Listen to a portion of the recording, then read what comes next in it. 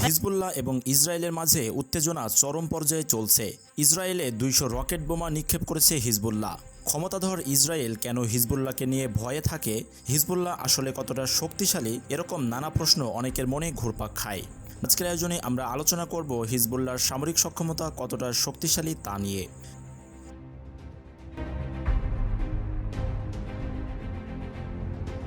হিজবুল্লাহর সামরিক সক্ষমতা যে কোনো বিশাল আকারের অরাষ্ট্রীয় বাহিনী ও অনেক রাষ্ট্রীয় বাহিনীর চেয়েও শ্রেষ্ঠ।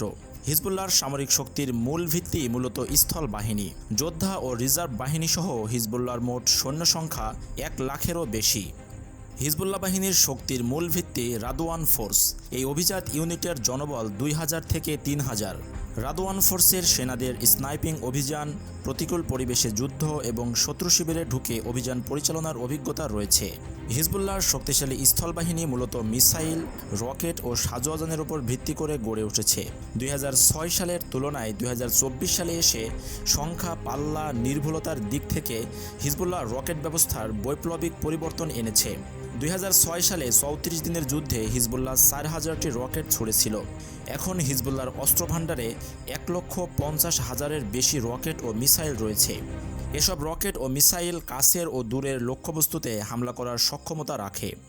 দৃষ্টান্ত হিসেবে ফালাক ১ রকেট ১০ কিলোমিটার দূরের লক্ষ্যবস্তুতে হামলা করতে সক্ষম, যেটা ৫০ কিলোগ্রাম পর্যন্ত বিস্ফোরক বহন করতে পারে। অন্যদিকে জিলজাল মিসাইল ২০০ কিলোমিটার দূরে আঘাত হানতে সক্ষম। ৬০০ কিলোগ্রাম পর্যন্ত বিস্ফোরক নিতে পারে এই মিসাইলগুলো। কৌশলগত দিক থেকে দূরপাল্লার মিসাইল ইসরায়েলের জন্য সমস্যার কারণ। হিজবুল্লাহর কাছে ৬৫,০০০ এমন মিসাইল রয়েছে যেগুলোর পাল্লা ২০০ কিলোমিটারের মধ্যে, আর ২০০ কিলোমিটারের বেশি পাল্লার মিসাইলের সংখ্যা ৫,০০০-এর বেশি রয়েছে। এর মানে হচ্ছে হিজবুল্লাহ তাদের সবচেয়ে দূরসীমানা লিতানি নদীর উত্তরাঞ্চল থেকেও ইসরায়েলের রাজধানী তেল আবিবে মিসাইল হামলা করতে সক্ষম।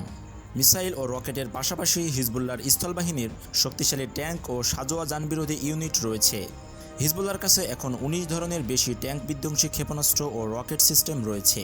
এর মধ্যে রাশিয়ার তৈরি লেজার গাইডেড কর্নেটস এবং আমেরিকার তৈরি ওয়ার গাইডেড TOWS-এর মতো মিসাইল রয়েছে। সিরিয়া যুদ্ধের সময় হিজবুল্লাহ ট্যাঙ্ক নিয়েও যুদ্ধ করতে শিখেছে। ইসরায়েলের বিমান হামলা থেকে সুরক্ষা দেওয়ার জন্য হিজবুল্লাহ তাদের সাজোয়াজানের বড় অংশটি সিরিয়াতে রেখেছে। হিজবুল্লাহর কাছে সোভিয়েত আমলের T-54, T-55 এবং T-72 ট্যাঙ্ক রয়েছে। হিজবুল্লাহ ট্যাঙ্ক বিরোধী পদাতিক যুদ্ধের অভিজ্ঞতা ও সক্ষমতা রয়েছে। ঐতিহাসিকভাবে ইসরায়েলি বাহিনী ট্যাঙ্ক যুদ্ধে সুদক্ষ। হিজবুল্লাহর কাছে ১৩ ধরনের বেশি আকাশ প্রতিরক্ষা ব্যবস্থা রয়েছে। যদিও আকাশ প্রতিরক্ষা ব্যবস্থাটি এখন পর্যন্ত হিজবুল্লাহর সবচেয়ে দুর্বল জায়গা। আকাশযুদ্ধ করার মতো ড্রোনের মজুদ সীমিত। নৌযুদ্ধ করার সামর্থ্যও হিজবুল্লাহর কিছুটা কম। তাদের কাছে হালকা অস্ত্রে সুসজ্জিত নৌযানও রয়েছে। ইলেকট্রনিক ও সাইবার যুদ্ধের কিছুটা সক্ষমতা হিজবুল্লাহর রয়েছে। মনস্তাত্ত্বিক যুদ্ধ, তথ্য পরিচালনা ও পাল্টা গুপ্তচরবৃত্তি চালাতে সুঅভিজ্ঞ গোয়েন্দা ইউনিট রয়েছে হিজবুল্লাহর। এছাড়া তারা একটি স্বাধীন যোগাযোগ নেটওয়ার্ক গড়ে তুলতে পেরেছে। ইসরায়েলের জন্য হিজবুল্লাহর আরও একটি বড় আতঙ্ক হচ্ছে ইরানের প্রযুক্তি ৩টি ড্রোন। সেগুলো হচ্ছে মোহাজির 4, মোহাজির 2 এবং আবাবিল 2।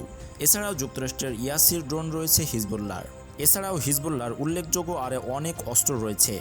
আমরা এক নজরে কিছু অস্ত্র তুলে ধরলাম। হিজবুল্লাহ হয়তো ইসরায়েলকে একক শক্তি প্রয়োগ করে পরাজিত করতে পারবে না, কিন্তু ইসরায়েলকে বড় ধরনের চাপে ফেলতে পারবে এবং ইসরায়েলের বড় ধরনের ক্ষতি করতে পারবে, যার প্রমাণ হিজবুল্লাহ এর আগেও দিয়েছে। ২০০৬ সালের যুদ্ধে ইসরায়েলকে নাস্তানাবুদ করেছিল হিজবুল্লাহ। প্রিয় দর্শক বন্ধুরা, হিজবুল্লাহর সামরিক সক্ষমতা নিয়ে আপনাদের মূল্যবান মতামতটি কমেন্ট করে জানাতে ভুলবেন না।